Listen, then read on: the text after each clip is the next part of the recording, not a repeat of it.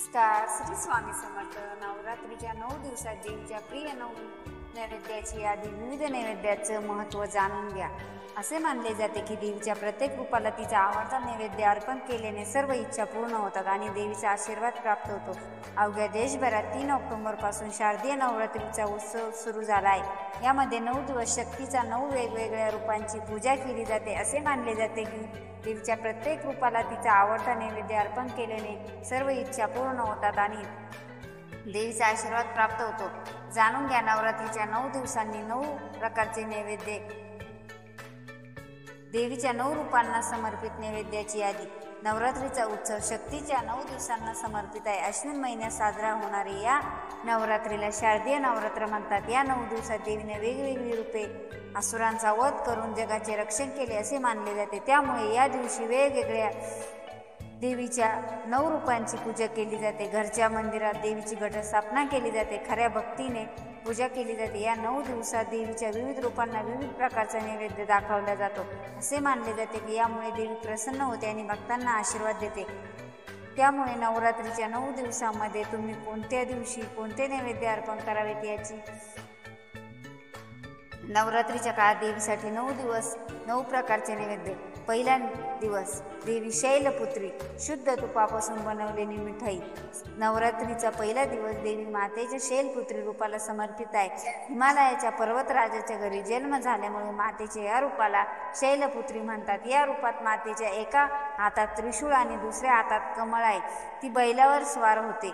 मातेचे हे रूप गाईच्या दुधापासून बनवलेले शुद्ध तुपापासून बनवलेली मिठाई अर्पण करायला खूप आवडते. असे मानले जाते की या देवीला अर्पण केलेले माणूस नेहमी निरोगी राहतो. दुसरा देवी ब्रह्मचारिणी, साखर आणि पंचामृत. नवरात्रीचा दुसरा दिवस ब्रह्मचारिणी मातेला समर्पित आहे. देवीचे हे पांढरे वस्त्र परिधान केलेले असून एका हातात रुद्राक्ष जपमाळ आणि दुसऱ्या हातात कमंडल आहे. या देवीच्या रूपाला साखर आणि पंचामृत अर्पण केले जाते. देवीला अर्पण केल्याने दीर्घायुष्य लाभते असे मानले जाते. तिसरा दिवस देवी चंद्रघटा, खीर आणि दुधापासून बनलेली मिठाई. नवरात्रीचा तिसरा दिवस चंद्रघटा मातेला समर्पित आहे. देवीच्या या रूपाला 10 हात आहेत. यामध्ये तिने वेगवेगळी शस्त्रे धारण केली आहेत आणि आई सिंहासनावर स्वार होते. देवीच्या डोक्यावर अर्धचंद्र आहे. त्यामुळे या रूपाला चंद्रघटा म्हणतात. देवीच्या या रूपाला खीर आणि दुधापासून बनलेली मिठाई अर्पण करावी असे मानले जाते की असे केल्याने जीवनातील सर्व संकटे दूर होतात आणि धन समृद्धी मिळते. चौथा दिवस देवी कुष्मांडा, मालपुवा.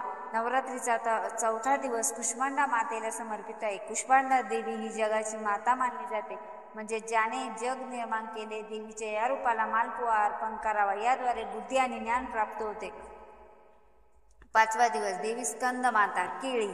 नवरात्रीचा 5वा दिवस स्कंद मातेला समर्पित आहे. स्कंद कुमार म्हणजेच भगवान कार्तिकेय माता असल्यामुळे देवीच्या रूपाला स्कंद माता म्हणतात. या रूपात कार्तिकेय देवीच्या मांडीवर बाल स्वरूपात विराजमान आहे. देवीचे हे रूप केळी खायला खूप आवडते. 6वा दिवस देवी कात्यायनी, मध आणि गोड पान. नवरात्रीचा 6वा दिवस कात्यायनी मातेला समर्पित आहे. देवीला 4 हात असून ती सिंहासनावर स्वार आहे. देवीचे हे रूप अतिशय सुंदर मनमोहक आहे. मातेच्या या रूपाला मध आणि गोड पान अर्पण करावे असे मानले जाते की अन्न आपले अर्पण केल्याने सौंदर्य वाढते. 7वा दिवस देवी काळरात्री, गुळापासून बनलेली मिठाई. नवरात्रीचा 7वा दिवस देवी कालरात्रीला समर्पित आहे. या रूपात देवीने शुंभ आणि निशुंभ या राक्षसांचा वध केला. देवीच्या या रूपाला गुळ किंवा गुळापासून बनलेली मिठाई अर्पण करावी असे मानले जाते की असे केल्याने जीवनातील सर्व समस्या दूर होतात आणि जीवनात सर्व काही शुभ होते. 8वा दिवस देवी मंगळागौरी, नारळ. नवरात्रीचा 8वा दिवस माता महागौरीला समर्पित आहे. मातेच्या या रूपाला रंग अतिशय पांढरा आहे म्हणून तिला महागौरी म्हणतात. देवीच्या या रूपाला नारळ किंवा नारळापासून बनलेली मिठाई अर्पण करावी. 9वा दिवस देवी सिद्धिदात्री, खीर, पुरी किंवा शिरा. नवरात्रीचा 9वा दिवस माता सिद्धिदात्रीला समर्पित आहे. तिला सर्व प्रकारची सिद्धी देणारी देवी म्हटले जाते. देवीच्या या रूपाला खीर, पुरी आणि शिरा अर्पण करावा. मला जर हा व्हिडिओ आवडला असेल तर लाईक, शेअर, सबस्क्राईब करायला विसरू नका. Thanks for watching. Shri Swami Samarth.